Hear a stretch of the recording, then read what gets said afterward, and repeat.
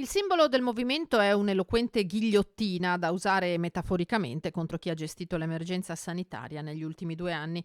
L'imprenditore Adriano Panzironi, ideatore della Dieta per vivere 120 anni, scende in campo alle politiche. Ospite del direttore Luigi Baciali a Focus, ha ribadito che non solo la sua visione di sanità e salute, ma anche la collocazione politica del suo partito, Rivoluzione Sanitaria, esulano dagli schemi tradizionali. Io ho fatto già ho detto molto spesso, a noi non interessa né destra né sinistra né centro né cristiani né musulmani. Noi vogliamo andare al governo e siamo disponibili ad allearci con tutti, con chiunque. L'importante è che ci diano il posto di ministro della sanità e la gestione sanitaria per i prossimi 5 anni, perché una gestione sanitaria diversa potrebbe portare in 5 anni alla riduzione del 50% della mortalità per malattie degenerative e il 50% in meno di spese sanitarie correnti.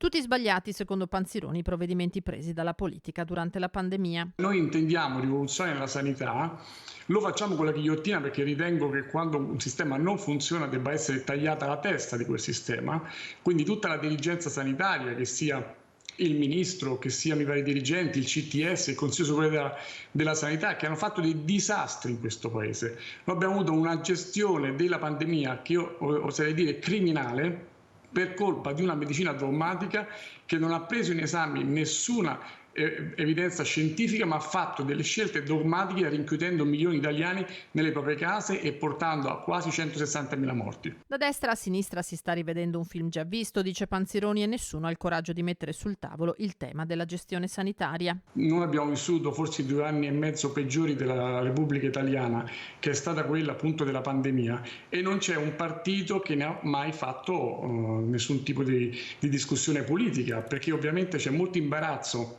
nel presentarsi al proprio elettorato ed affermare come sarà affrontata la prossima pandemia, perché noi a ottobre ritorneremo con più contagiati di prima e più morti di prima. Da qui la discesa in campo dell'imprenditore e del suo partito, che tuttavia, come gli altri, deve fare i conti con le regole della legge elettorale. Non sarà forse il problema superare appunto il 3%, perché la gente è stufa di questa politica sanitaria, ma semmai raccogliere le firme in tempo per partecipare, e questa la dice davvero lunga sulla qualità della democrazia in Italia.